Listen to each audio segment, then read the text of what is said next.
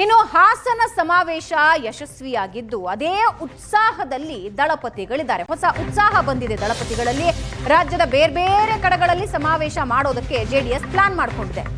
ರಾಜ್ಯದಾದ್ಯಂತ ಪಕ್ಷ ಬಲಪಡಿಸೋದಕ್ಕೆ ಜೆಡಿಎಸ್ ವರಿಷ್ಠರು ಚಿಂತನೆ ನಡೆಸಿದ್ದಾರೆ. ಹಾಸನದಲ್ಲಿ ನಡೆದ ಸಮಾವೇಶದಿಂದ ಉತ್ಸಾಹ ಜಾಸ್ತಿಯಾಗಿದೆ. ಬೆಂಗಳೂರು, ಉತ್ತರ ಕರ್ನಾಟಕ, ಕೋಲಾರ ಸೇರಿದ ಹಾಗೆ ಮಂಡ್ಯ ಭಾಗದಲ್ಲೂ ಅದ್ದೂರಿ ಸಮಾವೇಶಕ್ಕೆ ಜೆಡಿಎಸ್ ಪ್ಲಾನ್ ಮಾಡಿಕೊಂಡಿದೆ. ದೇವೇಗೌಡರ ನೇತೃತ್ವದಲ್ಲಿ ಕಾರ್ಯಕ್ರಮಕ್ಕೆ ಪ್ಲಾನ್ ಮಾಡಿಕೊಂಡಿದ್ದಾರೆ.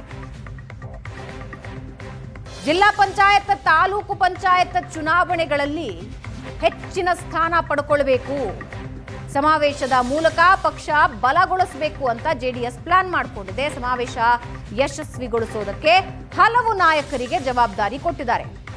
ಹಾಸನದಲ್ಲಿ 3 ತಲೆಮಾರಿನ ನಾಯಕರು ಕಾಂಗ್ರೆಸ್ ವಿರುದ್ಧ ಹರಿಹಾಯ್ದಿದ್ರು.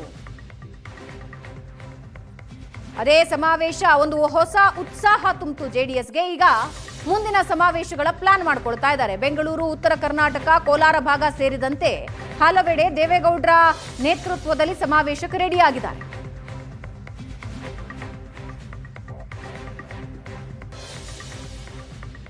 ಹೊಸ ಉತ್ಸಾಹ ಬಂದಿದೆ ದಳಪತಿಗಳಲ್ಲಿ. ರಾಜ್ಯದ ಬೇರೆ ಬೇರೆ ಕಡೆಗಳಲ್ಲಿ ಸಮಾವೇಶ ಮಾಡೋದಕ್ಕೆ ಜೆಡಿಎಸ್ ಪ್ಲಾನ್ ಮಾಡಿಕೊಂಡಿದೆ. ರಾಜ್ಯದಾದ್ಯಂತ ಪಕ್ಷ ಬಲಪಡಿಸೋದಕ್ಕೆ ಜೆಡಿಎಸ್ ವರಿಷ್ಠರು ಚಿಂತನೆ ನಡೆಸಿದ್ದಾರೆ. ಹಾಸನದಲ್ಲಿ ನಡೆದ ಸಮಾವೇಶದಿಂದ ಉತ್ಸಾಹ ಜಾಸ್ತಿಯಾಗಿದೆ. ಬೆಂಗಳೂರು, ಉತ್ತರ ಕರ್ನಾಟಕ, ಕೋಲಾರ ಸೇರಿದ ಹಾಗೆ ಮಂಡ್ಯ ಭಾಗದಲ್ಲೂ ಅದ್ದೂರಿ ಸಮಾವೇಶಕ್ಕೆ ಜೆಡಿಎಸ್ ಪ್ಲಾನ್ ಮಾಡಿಕೊಂಡಿದೆ. ದೇವೇಗೌಡರ ನೇತೃತ್ವದಲ್ಲಿ ಕಾರ್ಯಕ್ರಮಕ್ಕೆ ಪ್ಲಾನ್ ಮಾಡಿಕೊಂಡಿದ್ದಾರೆ.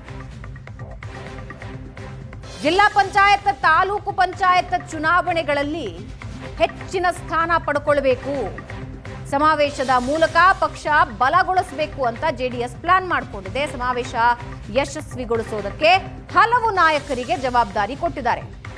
ಹಾಸನದಲ್ಲಿ 3 ತಲೆಮಾರಿನ ನಾಯಕರು ಕಾಂಗ್ರೆಸ್ ವಿರುದ್ಧ ಹರಿಹಾಯ್ದಿದ್ರು.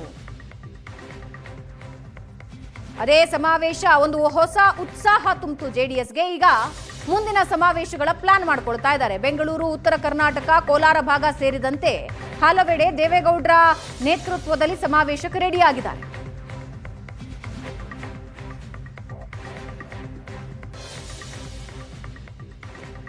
ಇದರೊಂದಿಗೆ ಇವತ್ತಿನ ಪಾರ್ಟಿ ರೌಂಡ್ಸ್ ಮುಗಿಸ್ತಾ ಇದ್ದೀವಿ. ನೇರ, ದಿಟ್ಟ, ನಿರಂತರ ಸುದ್ದಿಗಾಗಿ ನೋಡ್ತಾ ಇರಿ ಏಷ್ಯಾನೆಟ್ ಸುವರ್ಣ ನ್ಯೂಸ್.